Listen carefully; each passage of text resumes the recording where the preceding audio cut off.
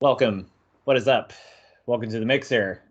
Somewhat special edition, episode 21, season 1. I'm your host RC, joined by my buddy here, Jeff. Jeff, how you doing?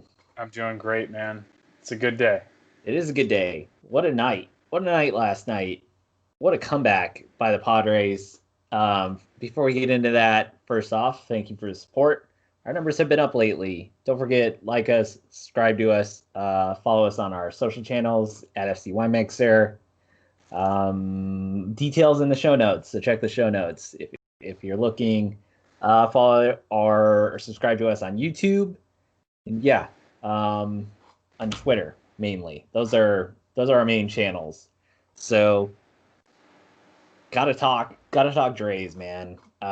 Thanks for joining, Jeff. I asked you to join here kind of last minute, but I wanted to talk about that electric game last night.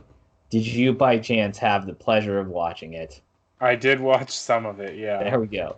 There we go. All right, we're off to a good start. So let me just recap what happened for those who may not live under a rock, or maybe maybe they were cable cutters and their only subscription was YouTube TV, and then they had their MLB coverage revoked like last minute. Imagine being that guy. Well, hold on.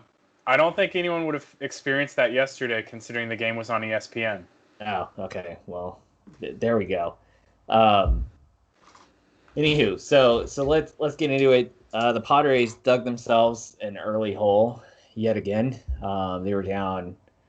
What was it? They were down 4-0 again for the start of the game. But really, what happened? Or I think they were down 4-1. Anyway, not too important. The details. The game really came to life in the sixth inning when Tatis hit a 3-run home run to bring the team within one, made the game 6-5 at that point, and then Machado followed that up with a home run out of his own, tying the game, and the game was on. The parking lot was going nuts. Then in the bottom of the seventh, Will Myers and Tatis both homered. They put the lead up to a very nice 6-9, 9 Padres. And then the Padres gave up a run in the top of the eighth. Will Myers in the bottom of the eighth homered again to make it 11-8. When that happened, Myers and Tatis became the first pair of teammates to have multi-home run games in the same playoff game since 1932, when Lou Gehrig and Babe Ruth did the same thing. Pretty remarkable names to be in company with there. Rosenthal came into the ninth, made things interesting, gave up a home run, and put two on first and second, but was able to close out the game. Padres win final 11-9. What a wild ride. Yeah. All of Twitter was lit with basically all kinds of Tatis bat flip gifs, videos. I mean, you name it, you name the channel, it was everywhere. And it was awesome to see the fan reactions who were tailgating in the Lexus Park, I guess. It was just an awesome night. I can't remember. It's been a while since San Diego fans have had something to cheer about like this. The last thing I can remember was the Darren Sproles walk-off in, what was that, 2011 maybe? 2011 playoffs, 2009, 2010, somewhere around there. That was a home game when the Chargers won that against Peyton Manning and the Colts in their 8-8 season, where they somehow squeaked into the playoffs. And then also, Aztecs beating Temple the year they went to the Sweet 16 for the first time. They had Kawhi on that team. That was a double overtime game. I don't know where you were when that happened, Jeff, but I was in Vegas, and I was very drunk, and I do not remember very much of that game. I remember stressing out the whole time. You talking about the Kawhi game? Yeah. Oh yeah, that game didn't register for me at all. I don't remember where I was. Awesome. I mean, I don't like. I love Aztec basketball, but I remember that year, and I remember watching them play BYU in the Mountain West Final, I believe it was. Yeah, that game was And awesome too. I remember watching that game, and halfway through that game, or a third of the way through that game, like I knew the state was a really good team, but I was like, they have no chance of winning it, and just did not care about it after that. Like when I say winning it, they had no chance of winning the title that year, and I was like, all right, I'm over this. Well, I mean, they ran into the buzzsaw, the Kimball Walker, right? In the he just went he just went nuts in that elite, or I guess the Sweet 16 game, the next one that they lost, and UConn ended up winning the tournament that year. So, you know, Oh yeah, I'm uh, not saying State wasn't bad at all. They were a great team that year, but they just like I doubt you do this, but I think a lot of people when they remember that team remember Kawhi as being better than he was. Like Kawhi really at that point in his development couldn't dribble a whole lot. Like mhm. he wasn't a creator at all, which is why BYU gave them problems. Yeah. Um, and I remember realizing that against BYU, and I was like, oh yeah, they're gonna struggle when they get against some of these other But they teams. beat BYU in that game, unless you're thinking of the regular season game. No, no, no. All I said was struggle, right? Because BYU wasn't an elite team, right? They were good. They had Jimmer, right? Yeah. But like, it was one of those like, oh yeah, they get it against some of these like real like top notch teams. They're gonna struggle. But that Kawhi team was great. No, back to the Padres though. I thought last night was awesome. It was great to see my feeds on Twitter, Facebook, Instagram. Everyone was super excited. Um, probably the best bat flip since Jose Bautista happened last night. It was pretty There, good. there were really a couple of them. Tatis probably had the best one, Right. but Machado had a pretty good bat flip as well. Yeah. Um, but Yeah. yeah, I mean, I thought that was awesome. I also kind of feel bad for the Padres having the third best record in baseball, having to play the Cardinals. But Yeah, I know what you mean. Machado is not getting enough credit for what happened last night. I tweeted as much. He did only hit the one home run compared to Tatis, who hit two, obviously, and then Will Myers hit two of his own. However, he's kind of anchoring the middle of that lineup. He's always a threat. He's an obvious MVP candidate, and Tatis getting his 3-run home run like maybe prop the door open, but Machado get it going back to back, kind of broke the floodgates open basically. Pham right after Machado hit the home run. I mean, he took one. I mean, he missed it by like a foot. It hit the wall. He got a double out of it. He didn't end up scoring, but yeah, it just especially this team, once one person gets the big hit, it seems like they just start pouring in, and they needed every bit of it last night because when they tied it, it was 6-6, and the Cardinals ended up putting up three more. So yeah, it it's going to be. I mean, we have Game 3 later today. It was supposed to be all hands on deck. It's supposed to be a bullpen start. I mean, they probably still have to go with that approach. I don't know if maybe it's Mackenzie Gore time. Maybe they throw him out to be the starter or bring him in early to see if he can maybe eat up some innings. However, that's a hell of a spot in a series deciding game, in a playoff series deciding game, to make your first major league start. It's never been done. A pitcher has never made his debut in a playoff series. So I don't know what the strategy is here, because there was a bunch of, I think there were like four relievers that are on back-to-back games already, and they pitched like 20 plus pitches, some of them in the 40s. I don't have the exact numbers in front of me, so obviously they have some arms in the bullpen that are still fresher that were either used only once, but it's a concern going into this game because there's basically a very limited options for rested and reliable arms. Yeah. Yeah. I don't know about having Gore start the game.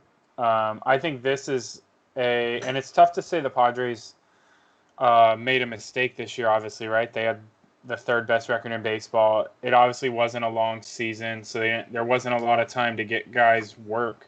Mm-hmm. Um, but it would have been nice to have Gore at least in a middle relief role at some Yeah. point during the season. You know what I mean? Like, so that if you got into this type of position, it's just another arm for you, right? Yeah. Especially for someone that's supposed to be as elite as he is, right? I mean, he's looked at as, if not the top, you know, prospect, one of the top pitching prospects in the minors overall. Yeah, I hear regularly people in the know say Gore is the top overall prospect. Uh, Yeah, on top of that, the top pitching prospect. I mean, ironically, I believe the top prospect um, before he got called up was Dylan Carlson, who's on the other side for St. Louis and has had a pretty good series. yeah. Yeah, I mean, I feel like you gotta bring him. Man, I don't know. I mean, I I think it feel like depends you on your gotta roll him view. out there.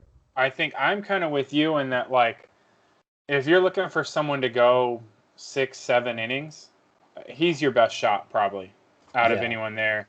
It also probably isn't a terrible spot because I doubt the Cardinals have watched much like film on him or done a whole lot of research on him. I'm sure they've done exactly. some. So it could just catch them by surprise. You know what I mean? And that could be huge, especially in a spot like this. Although again, like, do you really want to start a guy for the first time in a must-win situation, right?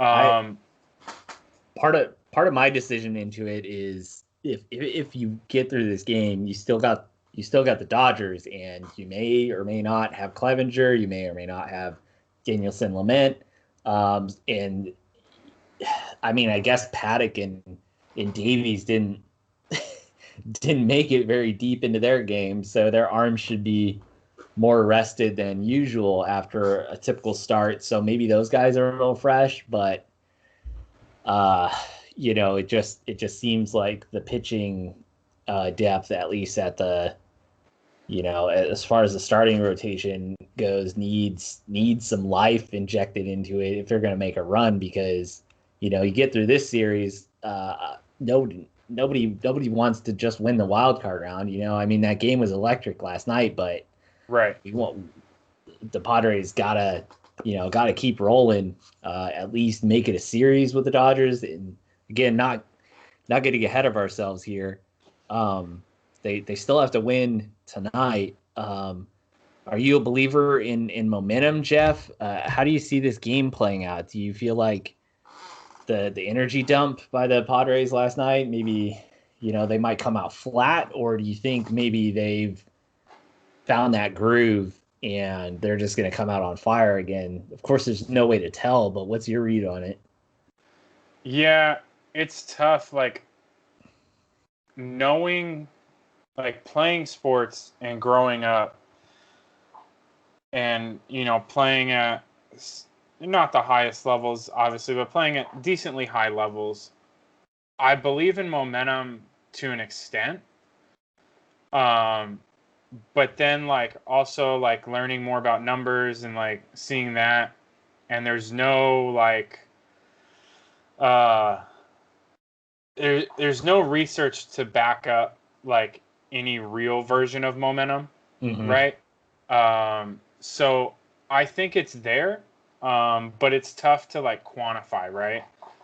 And I do think that the Padres are a team that they're very energetic, and the more energy they have, the better. like the first game, Paddock pitched. They didn't seem to have a whole lot of life, to be completely honest. The Padres as a whole, and they lose the game last night. Again, last night, like they started the game, they didn't seem to have a whole lot of life, right? Yeah.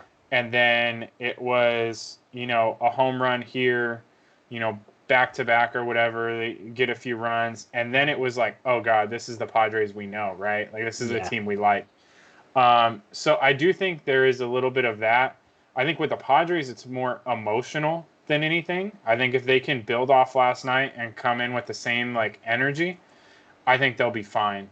But it's tough. Like, is that going to happen? Yeah, you touch on some important things. The Padres were kind of flat. They had some balls not going their way. There were a lot of hard hit balls that just kept finding the defense of St. Louis. St. Louis, I guess, is. I was listening to a radio call when I was picking up dinner the other night during the game. One of the best defensive teams in all of baseball, if not the best defensive team. There were some shots hit that were absolute ropes that just found the infielders in the right place. And conversely, the Padres had some plays on defense where the ball was getting kicked around or maybe just finding holes, little dribblers going through. And then you had Tatis. He struck out on, I believe there were 2 runners on, and he kind of checked his swing, and the ball somehow hit the barrel of his bat and then went right, like angled off, and then went right into Molina's glove. It was almost like a freak foul ball strikeout. And then Machado, the ump was being generous, at least at the start of the game, with the strike zone, and Machado struck out with I believe a runner in scoring position on a called strike 3 that looked a little out of the zone, but it was consistent with how the ump had been calling the game. Yeah. And you could just see that frustration building with the players. And I while watching it, I was getting frustrated thinking, man, these are how these guys are going to go out, frustrated, just not clicking. That's unfortunate. It's such a short series, but it's not the team that we had grown accustomed to. And then the bats exploded. Tatis got the big hit, and then Machado followed it up, and then Slam Diego was back. We've seen it go 2 different ways for the Padres. I'm thinking back to that Rangers series when the team really seemed to turn the corner. Tatis hit that grand slam on the 3-0 count, and that really sparked the team to go on an awesome run.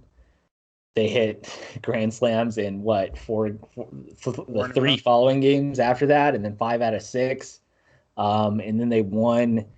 I believe they went 21-5 at one point in that stretch. And then they had the Dodgers series where they were losing. They were losing that game to Kershaw, game 1. Grisham got the big home run. They poured it on, but then the next 2 games they came out flat and they lost the series. So it really illustrates how it can go one or 2 ways. I would like to think that they're going to bring it tonight.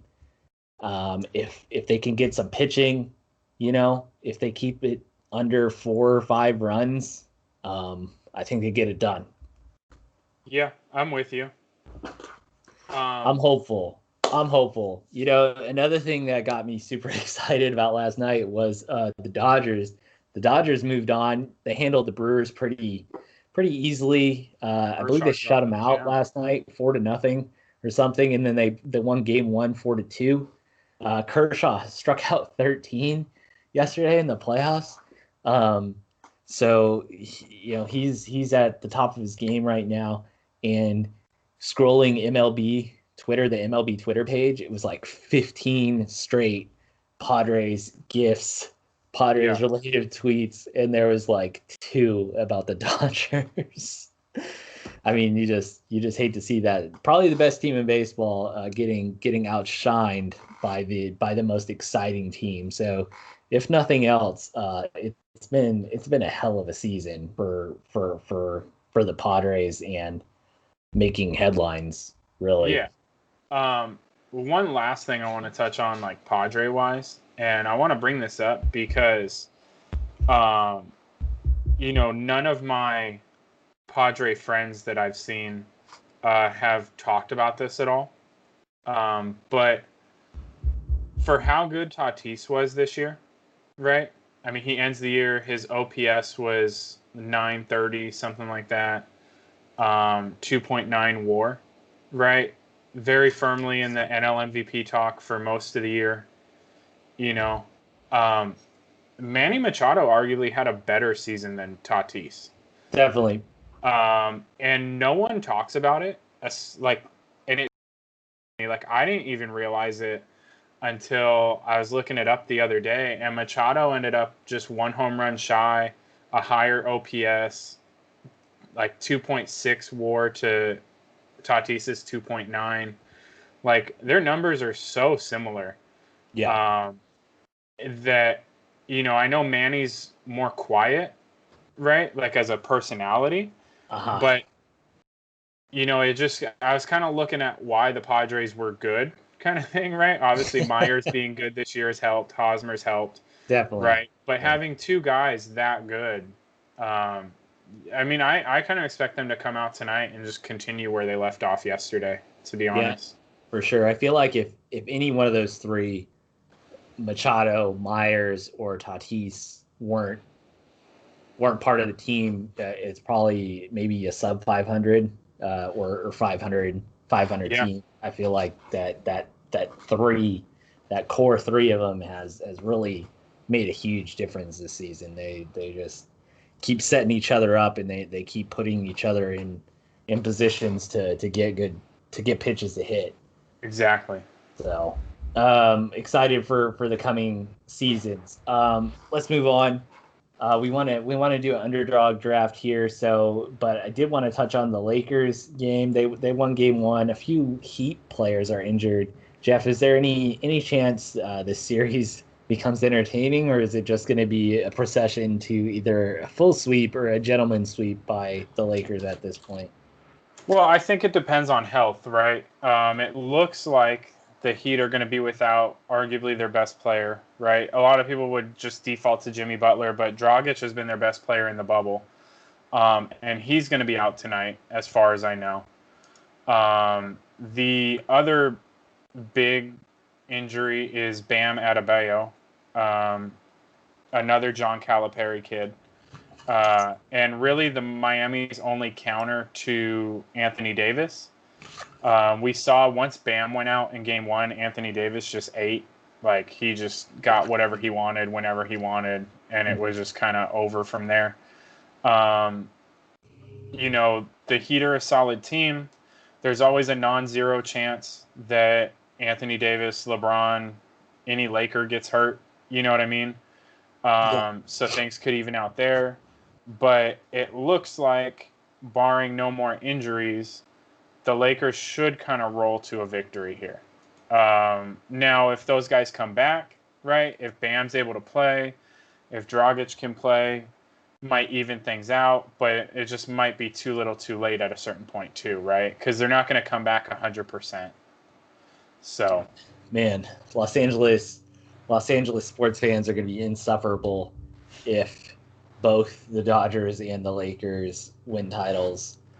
Uh, Anywho, we'll see. We'll have to see how that plays out.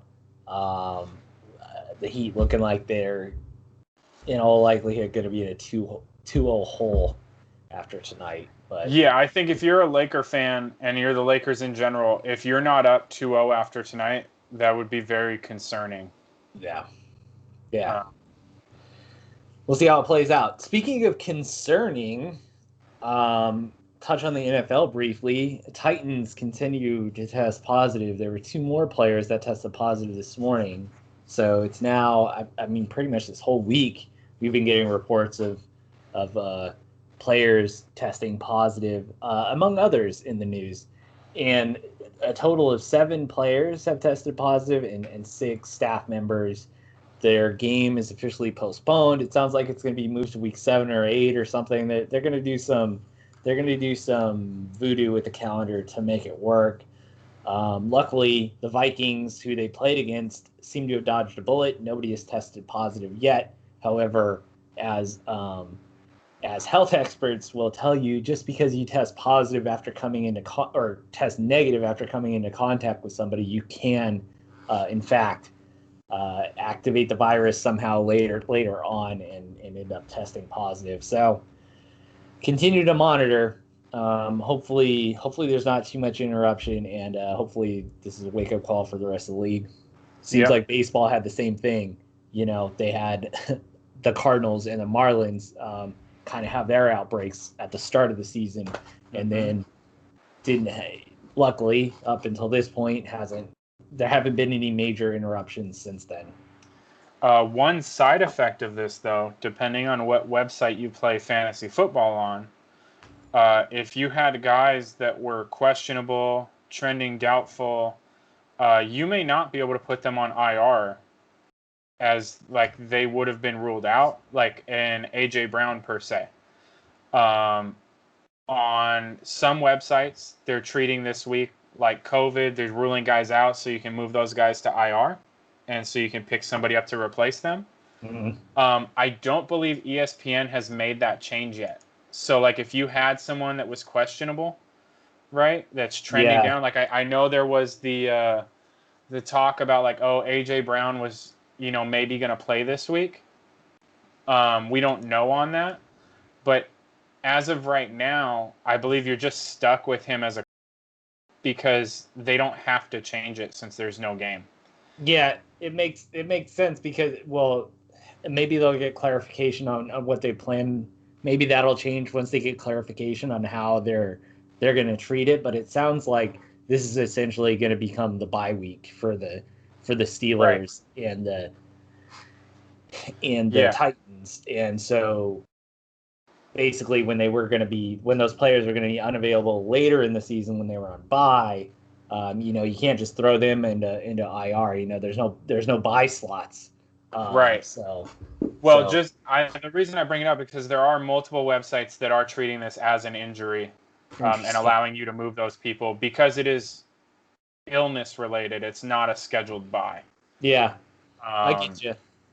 Well, you want to try to do an underdog draft, Jeff? We got a few minutes here. I think we can sneak it in. Sure. What are we doing? I'm looking at the lobby right now. Let me share. Too. By the way, again, not a paid advertiser, but if you are a fantasy player, a daily fantasy player, and want to get some action on what is my screen doing here? on some games aside from your season long fantasy league, I really recommend Underdog. It's kind of low stakes. You get to do a draft. It's not like DraftKings or FanDuel, where a lot of the times you're playing against hustlers and they have some sort of, they might have a little bit of a competitive advantage because they're submitting hundreds of lineups. This one, everybody has a chance at a player. Obviously, draft position does play a part to where you draw a draft slot. But yeah, I so far have enjoyed my experience playing on here. So it looks like we could join that 4-person, the $3 one, and hopefully it fills. It looks like maybe there's 2 people in there now, so we'd only have to wait on 2 more. Or if you want to do the 3-person, we could do that. You tell me. Let's do the 4-person and hope that somebody joins in before I have to go to lunch or come back from lunch. So the other cool thing about Underdog here is each week, if you go to rankings, you can preset your ranks. So you just click the guys here and they pop over to the right, and then you can click save. And then when you join a draft, it'll carry your ranks over, so that way you don't, and you could still change the filters, obviously, to look at certain positions, but you don't have to deal with the default ADP and trying to sort through it here. Right. So, Jeff, do you have a strategy for these drafts by Uh, chance? I've actually only done one of these so far. I don't have a huge strategy on them other than getting, if I think there's a game that's going to be a huge score, I'll grab Yeah. people from there. But I did want to say one thing for anyone that does like DraftKings or FanDuel or whatever. If you're entering those like huge contests, um, one thing that can help you out if you're not submitting 150 lineups like the max is to use a lower dollar amount. So I believe DraftKings usually does like 60K or something like that for your salary cap, basically. Mm, If you set it to less than that, to like, if it's 60, set it to like 59 or 58, you're more likely to have a unique lineup. And if you're trying to win, that's what you care about, because on those sites, if you tie with someone, you just split the prize. You don't both get the same amount. Or, I mean, mhm. you both get the same amount or whatever. It doesn't double the prize kind of thing. Right. Um, so just kind of throwing that out there as a strategy. If you do play those and you want to win, please try to be unique. You can even lower it $5,000 less. You will have some very different lineups. Right.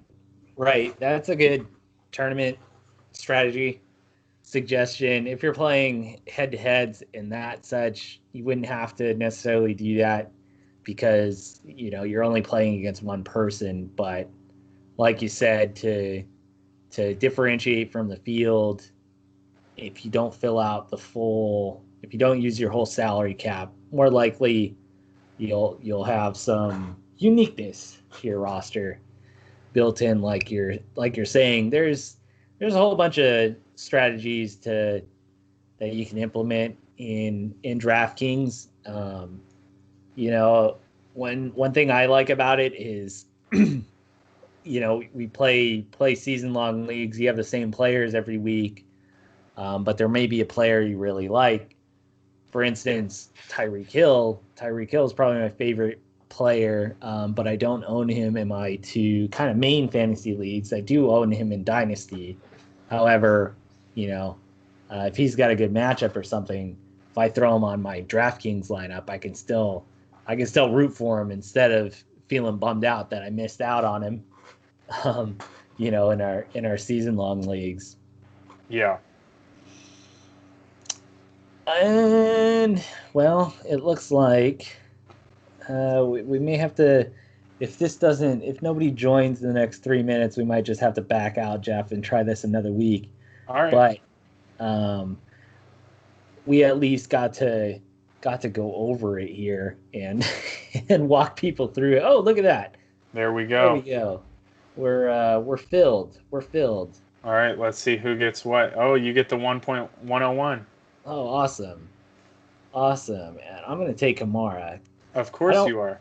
Another thing, I don't really like it. Always defaults to putting the quarterbacks as kind of the number one because it's all based on projections, right? Which I mean, I guess I get, but when you have, like, especially, this is four teams, right? Mm-hmm. When the quarterbacks are all projected to get about 25 points, I don't feel like there's really much of an advantage to getting one of the four, unless you have like some why can't I draft? Cannot be made at this time. Come on, man.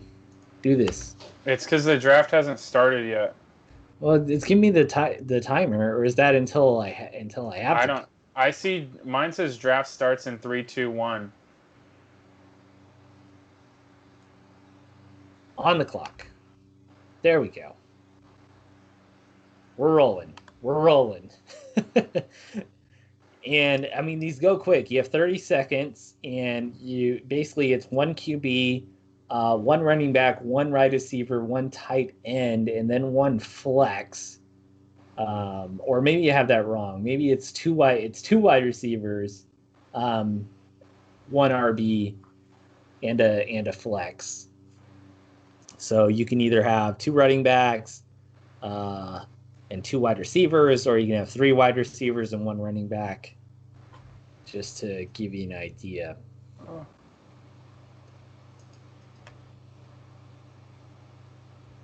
No, what happened? So we had Dalvin Cook go number 2, Ezekiel Elliott go number 3, Edwards-Helaire 4, Jonathan Taylor, DeAndre Hopkins, Joe Mixon. Looks like I am back on the clock. You are. I have L-Jax at the top of my list. So, sure, why not?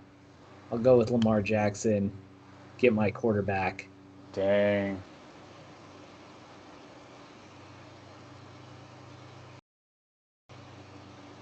I feel like Lamar Jackson's going to have a huge week just because he got... fuck. I forgot. I'm at the turn here. I'm going to go Lamar and Kelsey. There you go. So I feel like I got the number 1 quarterback, the number 1 running back, and the number 1 tight end. So I'm liking my chances. However, anything can happen. Anything can happen. But I like my advantage here.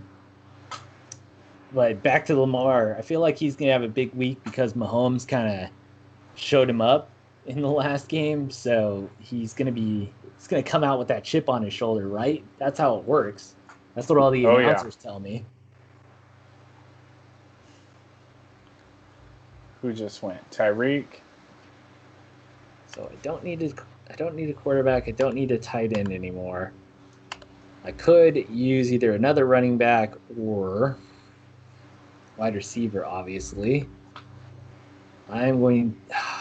DK went. That's who I wanted. I took him. You bastard. Well, then, I have Josh Jacobs ahead. He's kind of dinged up. I do like Eckler's chances. I'm going to... man, I'm at the turn here. I'm going to take Diggs.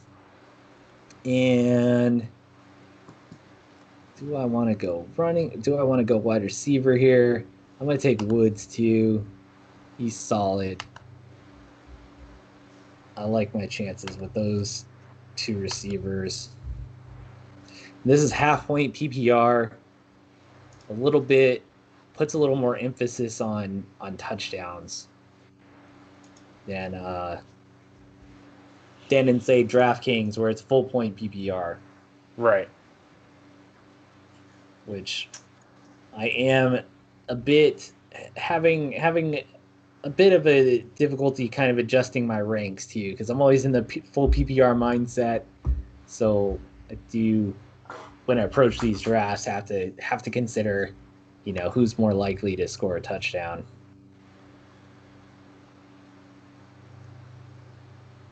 Yeah, I'm less of a fan of anything that emphasizes touchdowns. Personally, like half-point PPR is not bad. Standard's okay. Mm-hmm. But like that's probably the lowest I would want to go. Like I like things that take away randomness. Touchdowns tend to be random. I know not everyone agrees with that. But if you look at like how guys score or like who scores when they score, like they are kind of random. All right, so we're good. My squad is Lamar Jackson, Kamara, Eckler, Stephon Diggs, Robert Woods, and Travis Kelce. Who's on your squad, Jeff? So I went with Dak and Zeke. From the Cowboys, I figure they're going to... Sorry about that. They play the Browns, but I figure they're going to score a lot of points because that's what they do. I also picked up James Robinson in a plus matchup against the Bengals, I believe. DeAndre Hopkins, because he gets fed targets in that offense.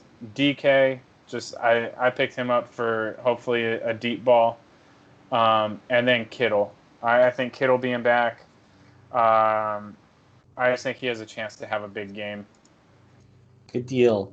And so our opponents, one team has Dalvin Cook, Joe Mixon, Tyler Lockett, Amari Cooper, Russell Wilson, and Mark Andrews. And then the other team has Edwards-Helaire, Jonathan Taylor, Tyreek Hill, Patrick Mahomes, Zach Ertz, and Mike Evans.